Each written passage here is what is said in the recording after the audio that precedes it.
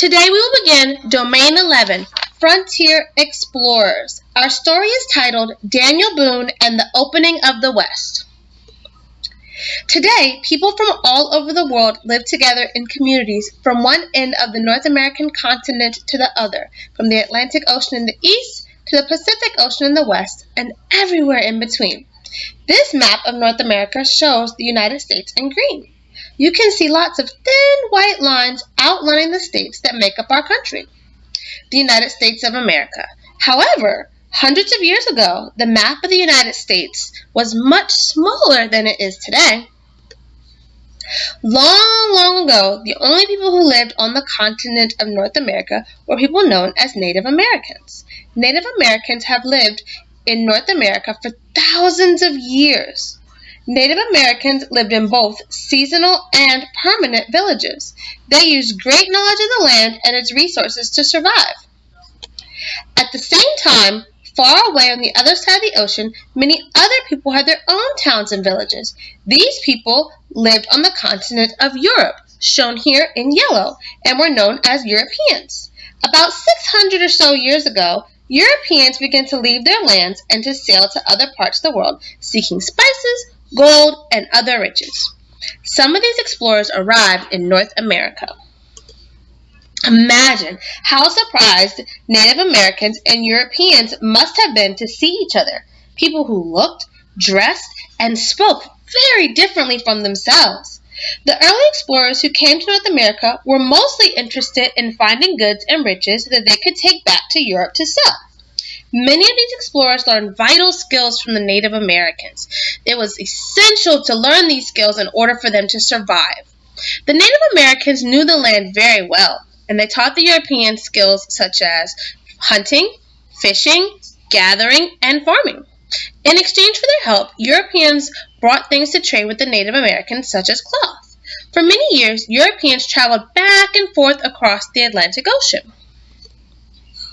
Most Europeans were content to just trade with the Native Americans, but others became interested in starting settlements because they wanted to live on the continent as well. The English started two early settlements in North America in the 1600s, Plymouth in what is now Massachusetts and Jamestown in what is now Virginia. At first, the Native Americans helped them survive. Do you remember how at Plymouth they celebrated their harvest together? The first Thanksgiving in America. The Europeans would not have been able to grow the corn and squash for that meal without the direction of the Native American people who lived there. As time passed, more and more Europeans arrived to start settlements in North America, even though Native Americans had already been living there in their own communities on the same land. Fights over the land began to erupt as each group refused to share the land. The settlers claimed most of the land on the east coast of North America, land where the Native Americans had lived for many years. The British formed colonies or settlements ruled by faraway Great Britain, from Massachusetts all the way to Georgia. Eventually, some of the more adventuresome settlers wanted to explore land to the west of them. One of these people was a young man by the name of Daniel Boone. Daniel Boone was born in 1734 near the town of Reading, Pennsylvania. His father and mother owned a farm. Daniel and his brothers and sisters all helped their parents plow the fields on the farm. But Daniel was never content in the open fields. He was curious about life in the woods around their farm and spent as much time as possible creating paths through the forest. He made friends with a young Native American boy who lived in the wooded areas. They taught Daniel how to move silently through the forest and how to trap wild animals and catch fish in the streams. Daniel learned how to use a knife and tomahawk at an early age. His father, seeing how interested Daniel was in hunting, taught Daniel how to use a special type of gun called a rifle. One day, while helping his father plow the fields, Daniel asked if he could be allowed to help out the family in another way. "Father," he said, "since you taught me to shoot a rifle, I've practiced and practiced until I'm the best shot for miles around. Let me hunt for food for our family."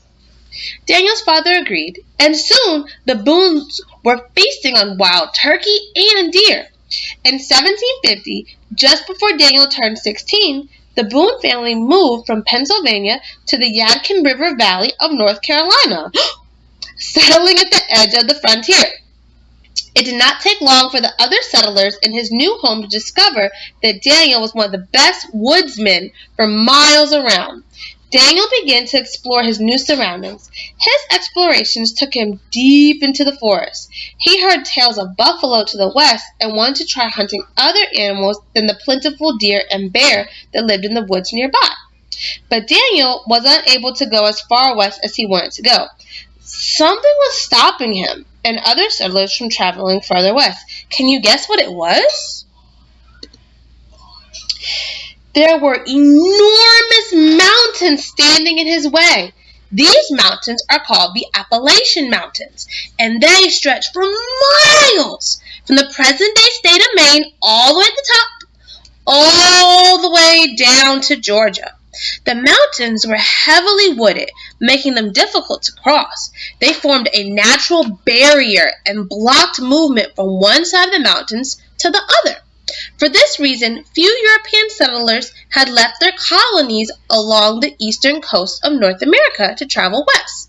But Daniel knew that Native Americans had crisscrossed these mountains for years. As he roamed the densely forested hillsides, his curiosity about the lands to the west grew stronger.